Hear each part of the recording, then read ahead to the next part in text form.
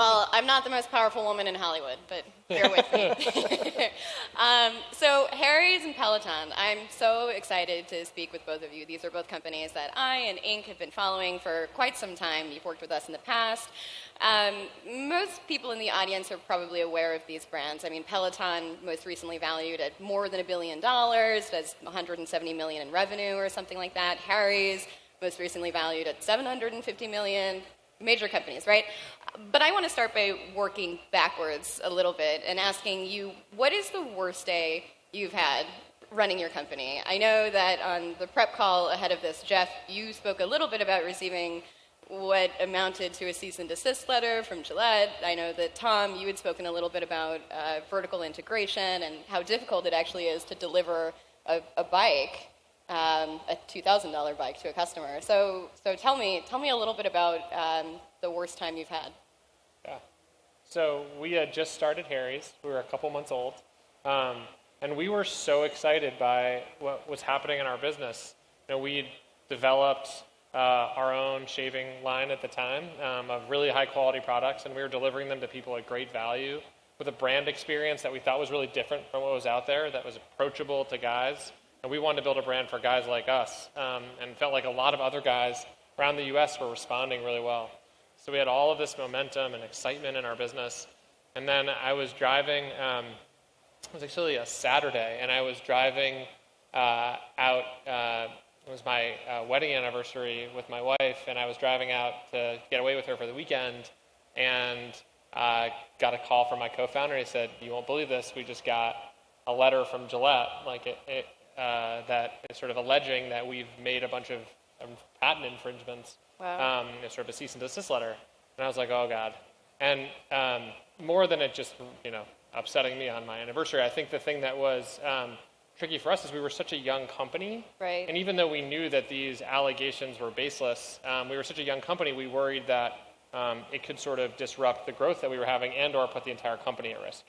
But I think what we learned was that, the fact that had happened was meaning that we were having real impact in our market.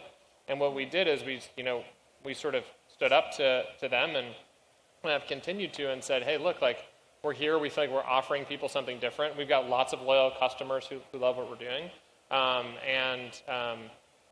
We sort of have used any of the competitive threats that we've had as sort of a source of strength to continue to move on and to show ourselves and our team that we're really having impact in our market. Were you worried at all that the people's perception of the brand would change after that happened? No, I think what's been amazing for us is that people realize that we are trying to be a disruptive force in an industry, and that this is how big companies tend to respond. Sure. And I think people identify with sort of the entrepreneurial journey of us trying to go and change this industry for the better. And so we felt the opposite. We felt an outpouring of support every time things like this have happened. One thing that I kind of admire about your approach to this is you sort of you really leaned into that, and you continue to have this sort of fair weather relationship with Gillette and the incumbent players, right? I mean, in your advertising and their advertising, you're not afraid to sort of take knocks at each other. Yeah, and I think it's always been in response to the things that have happened to us. And I think the thing that we try to say is look, when we have this amazing group of people who are supporting us, we just want to highlight that, and all of these people who are helping us to grow, to change this industry, and also highlight the fact that we're just trying to do it differently than they are. That, for a long time there was very little choice in the men's shaving and grooming market, and now we're here as another choice, and one that we as founders obviously would prefer for ourselves, and one that we found that millions of guys prefer for themselves as well. Interesting. And Tom, what would you say your worst day? My goodness, there were plenty of stressful moments along the path.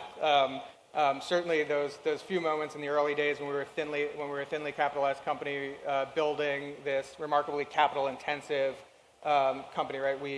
We are 5 companies in one, the way we talk about it. I mean, we're a hardware company, a software company, a media company, a logistics company, and a retail company, all rolled into one. A video producer. There's just a ton of capital investment and a ton of risk in those early days. And so, there were certainly moments early on when we were making big bets on inventory, warehousing, investment in software and people that were out ahead of our current balance sheet, on the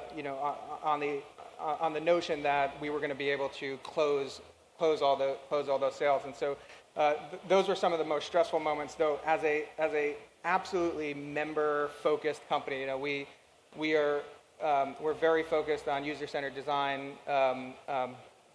members-first approach to everything that we do, understanding what the pain points are in the system for our members, searching for those pain points and just ripping them out every single day, right? We tell our staff to just wake up every day and look for those pain points and rip them out. And in those early days, one of the toughest pain points was on delivery.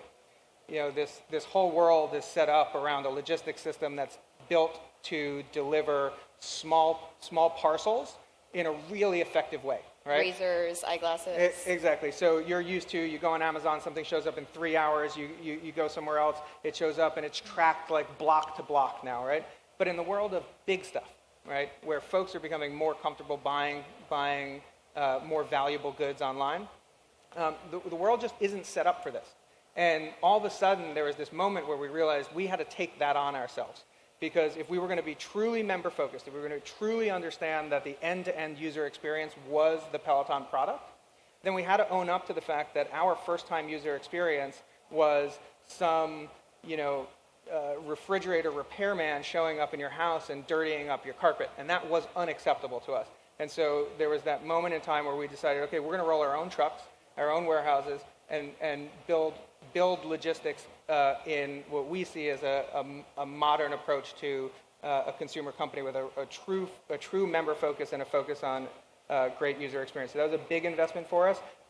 We could have been laughed out of the room for taking that on, but it's been a remarkable success. In 42,000 zip codes across the United States, we now deliver 60% of every single bike, and we get 5-star reviews. We get people hugging our concierge. And you don't outsource any of that to a third-party logistics company. So that 60% is on us, and the rest of it, what we've said is we hold our third party to a high bar. We say this is what a Peloton delivery means.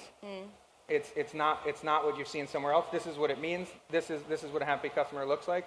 What we want above all else is for that customer to turn back and say that was a 5-star. Give us that 100 NPS score. And we hold our third party who does 40% of our deliveries to that same standard. Yeah. That's interesting. That's something that I think is sort of a common thread between both of you and both of the companies you run, is you've made this, frankly bold and expensive decision to own so much of what you do. I mean, Harry's manufactures his own razors. You bought a factory in the middle of nowhere in Germany and took on a great expense to do so. Tell me more about that decision. Why is it so important to manufacture your own product? Yeah, I mean, I think just like Peloton, we always put our customers first. And when we were building Harry's, it became really clear to us that in order to deliver a great promise to our customers, an exceptional quality product at great value, we had to be able to control our own supply. Razors are exceptionally complicated to make, and there's only a few people in the world who know how to make them well. And so we found this factory in Germany. It's almost 100 years old, and they've, over decades, been learning and improving the way that they make great blades. And so right after we launched, we bought that factory. We created a truly vertically integrated company, and we did that so that we knew we could deliver exceptionally high-quality products to people. And then what's been amazing since we've owned the factory is that we have direct relationships with millions of customers. We proactively email every single one of our customers, and we say, hey, we're here for you. We love you. We want you to have a better experience. And we ask them how we can get better. They give us those thoughts, and then we were able to take that back into the manufacturing process, continue to improve our products with real data from our customers. And we can do that because we own the whole supply chain. Right. Yeah, I mean, it's absolutely right, that members first approach. When we walked into the fitness space, we walked into a space occupied by sluggish dinosaurs, right, who didn't understand the concept of innovation. And what we saw was this massive opportunity of $100 billion of gym membership dollars being spent across the globe, for folks to be able to go to take advantage of 10-year-old equipment that's been sweated on all day with access to poor instruction and all, and in an inconvenient place. And we saw this remarkable opportunity to make the most convenient place on earth, your home, the most exciting place on earth to consume fitness, and that meant reshaping an entire industry, right? So when you're looking to do that, you have to be willing to go after every single piece. So we were looked at by a number of VCs in the early days who said, hey, look, your business model is far too complex for us to be able to invest. It violates one of our theses, right? But we knew that we needed the retail component because we needed to be out in front with our customers. We wanted to shake hands and greet. We wanted a place for you to come back and hug your salesperson and be happy that you were with Peloton. We wanted that delivery experience to be Peloton appropriate to live up to our brand expectation. There was no bike on the market. There was no piece of fitness equipment on the market that lived up to what we thought was the appropriate modern standard. So we had to build that. There was no tablet computer that was 4 times the size of an iPad that you could sweat all over and it still worked, and we had to build that too. So for us, there was no choice. If you want to reshape an entire market, you have to be bold and you have to take risk. And we went after every single one of those pieces, and thank God it has worked. Otherwise, my kids wouldn't be able to go to school. Right. You were telling me earlier when we spoke ahead of the conference that despite the fact that you have raised so much money and you've been so successful, you nearly ran out of capital multiple times, right? Sure. I mean, we were thinly capitalized in the early days. We didn't raise traditional VC. Our first $5 million we pieced together over a few more than 100 checks ranging from $50,000 to $100,000. We really built that syndicate with blood, sweat, and tears. My partner John Foley was mostly responsible for managing that piece, and God bless him for being out there and getting it done. But yeah, we were taking a big bet that consumer behavior was genuinely changing. That the big box gyms are a thing of the past. That big box gyms are the arcades to today's Xbox. Right. The Xbox being the boutique fitness studio. That the most remarkable place for fitness can be in your home. It doesn't have to be inconvenient. It doesn't have to be a far cry away. It doesn't have to be on equipment that people have sweated on. The best equipment on earth can be in your home. So this was just right. a big swing and a big bet. Yeah, I wanted to ask you a little bit about sort of the cultural movement that you're speaking to that's sort of associated with your company and with Harry's as well. I think that you've been very open about the fact that you're trying to change the perception of what it means to be a man, and I think especially in 2018 and in an era of Me Too, that's becoming ever more important. So how do you build a company that is, hopefully self-sustaining over time, and also at the same time create this sort of like customer loyalty that's almost cultish and almost stands for something greater than what the product ever could? I think at Harry's, as it relates to sort of there's a bunch of questions there. I think the first is it has to be genuine and true to your own beliefs and perspectives. Right. When we built Harry's, we looked at the other brands in shaving and personal care.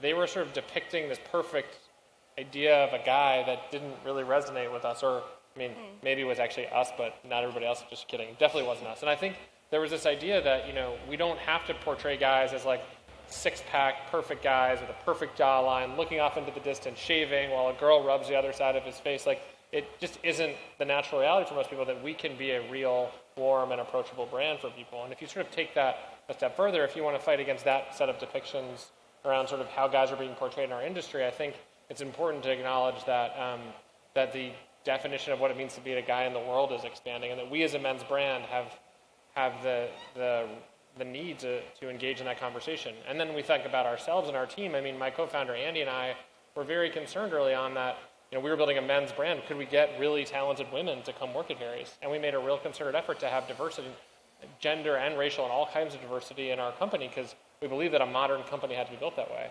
And today, about half of our leadership team are women, and we take a ton of pride in that. And then we think about social impact and the fact that we want to now sort of support causes that are helping men today. We give 1% of our sales to organizations that are helping to sort of redefine gender stereotypes and support men all over the world. And so we think it's our ambition as people, and it's our ambition as a business to try to have real positive impact on all those stakeholders, and build a business in a way that we think is going to need to be successful in the future. And so that's what we've sort of taken on. And we think that having real positive impact in the world on everyone that we interact with I think in turn helps us to build a much more sustainable business for the future.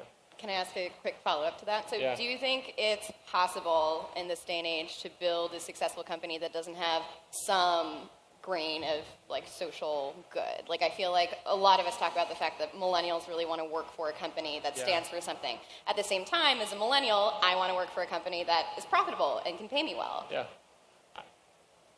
What I would say is I wouldn't want to build a company that doesn't have some positive social impact. That what motivates my co-founder Andy and I is that we get to have impact on our team, that we get to reach millions of people everywhere, and that they tell us that they like our products better, and that we sort of try to stand for something good in the world. It's sort of what motivates us personally, and so I think for us it's completely central to what we do. Sure. And Tom, can you talk a little bit about sort of the cultural component of Peloton? I mean, I'm sort of floored by the obsession that many of my friends have with this franchise, and I think it does stand for something more than just a fitness bike. Yeah, I mean, absolutely. Look, we 8 in 10 Peloton bike buyers weren't in the market for fitness equipment. The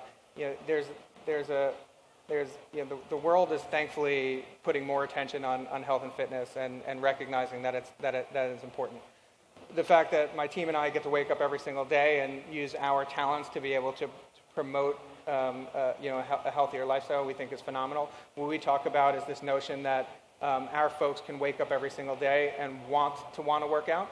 And I mostly like to say it because it's really confusing.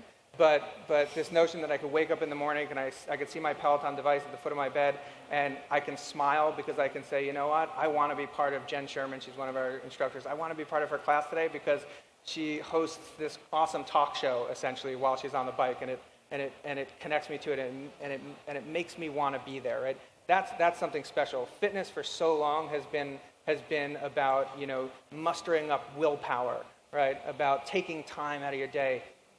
Losing weight, right? All these things that feel awful, right? Why does it have to be awful? This could be one of the most remarkable parts of your day. It could give you the best start of your day, and it could be one of the most fun and engaging community aspects of your day. Two of my favorite statistics, which I think we're allowed to share publicly. Number one, 95% of every single Peloton bike in the world still has a paid subscription attached to it today. Number two, at least 10 of our customers have sent us photos of the Peloton logo permanently tattooed on their body because they have fallen so much in love with this product, right? And so we've also got some tattoos. That feels amazing. Warby Parker or Harry's? Both. So I love that we can wake up every single day and make people feel good, and that's what we do every day. I think they're going to yell at me, but I do have one more question, and in the negative 30 seconds that we have left, you both said something interesting ahead of this, which is that if you're a high-growth, innovative company that's looking to sort of last into the future, profit isn't necessarily the short-term goal. And in fact, to a certain extent, it might not even be smart to be profitable. Can you sell me on that idea? Because just from a journalist standpoint, I'm wondering, like, how can that be? I mean, I think the business goal that we probably both have is to maximize the long-term profitability of our company, the absolute profit dollars in the future. And the question, and something that we talk with our board about all the time and talk with ourselves about all the time, is how do we do that? What's the right path to do that? And so what we're trying to always do is build a company that structurally can be incredibly profitable while also making the investments that are important today to get to a place where we can be profitable in the long term, and do all the things that we need to do to build a really stable and solid business that can be around in 10 years, 20 years, 100 years. Sure. Yep, absolutely. And what we've done is, I think we've proven to the business community and the investor community that we have remarkably solid business fundamentals, that we have a remarkable business model that can be rolled out in an absolutely profitable way. And so then the question that you have to ask yourself is, how much of those profits today do you want to reinvest in the future, knowing that you have such a powerful business model, and how fast do you want to push it out there into the world? And what's the answer? How much of it do you invest in the future? We are always trying to figure that one out. Cool. Well, thank you so much for joining me. It's been a pleasure. Thank you. Enjoy the conference. Awesome. Thank you all.